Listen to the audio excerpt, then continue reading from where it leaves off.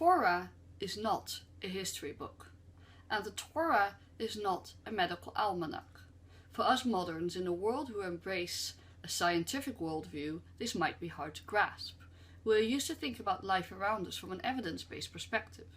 And it's tempting to read this week's Parashat Metzora, in the same light. When we read the description of the Metzora, the person suffering from tza'arat, or spiritual leprosy, it's easy to slip into a model of explanation. What does this biblical disease correspond to? Yet, there is another way to approach the Torah as a user guide for spiritual technology and personal transformation. The rabbis of the Talmud saw the Torah's dealing with the Metzora, the symbolic leper, in a moral rather than a medical light. The Metzora is blighted with a moral condition, that of unethical speech. We see the link between unethical speech and spiritual leprosy elsewhere in the Torah as well, in Bamidbar, the book of Numbers, where Miriam criticizes Moses for taking a wife. We read in Numbers 12, verse 1, "Vataber Miriam va'Aharon v'Moshe al odot ha'isha ha'kushit asher lakach." And Miriam and Aaron spoke against Moses because of the Cushite woman whom he had married. And we read a few verses further on, "V'hineh Miriam metzoraat kashelek." And look, Miriam was spiritually leprous like snow, as a punishment for her speaking out against her brother. It's the juxtaposition of these verses that the rabbis link spiritual leprosy with the psychological expression of unethical speech. We read in Talmud Bavli, Tractate Arachin 15b, said Rabbi Yochanan in the name of Rabbi Yosef ben Zimra, "Anyone who bears evil tales will be visited by tza'arat, leprosy." Reish Lakish said, "This shall be a law for him who is a motzi shem ra, the bringer of an evil name, which is a pun on Metzora." The tradition's concern with ethical speech ranges even to the early modern school of Jewish virtue ethics, Musar.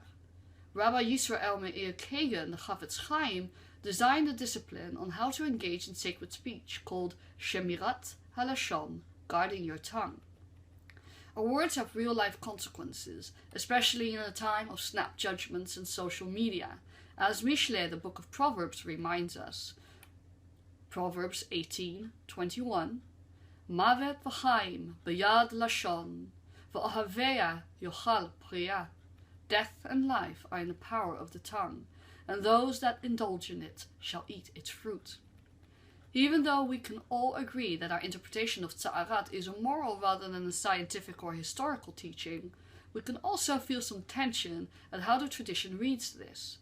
After all, what does it say about how we treat those afflicted within our community? The Metzora, or Metzora'ad, needed to be exiled from the Israelite camp and later purified. Even so, as important as it is to refine ourselves through musar, through a discipline of sacred speech, it is just as important for all of us with moral failings to find our way back into the community.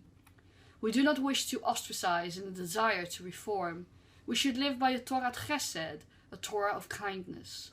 The Torah seems to hint at this when the text tells us in Leviticus 14, verse 3, "V'yatsa hakohen el michutz lamachaneh, v'ra'ah hakohen, v'hineh nirpa nega hatza'arat min hametzora."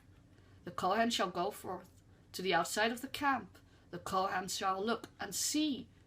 The tza'arat has been healed from the leper, the Metzora. Rashi explains that the Kohen has to go outside and into 3 distinct camps where the Metzora resides. Why is this significant? Because the previous verse tells us, "V'huva el hakohen," that the leper shall be brought to the Kohen. The Kohen, the priest who must maintain ritual purity, is to descend to the level of the Metzora in order to offer him comfort, healing, and teshuvah, return. While the legal requirement may be for the Metzora to come to the Kohen, the spiritual requirement is for us to come to those who need support, guidance, and inclusion. An authentic moral relationship between people is one of reciprocity and care. We can only internalize goodness and healing when we have a support system to let us back in. We know that the Torah is not a science or a history book, but it's not enough to merely define it as a moral code either. It is a living, breathing guide for spiritual transformation of our behavior, of our speech, and of our innermost selves.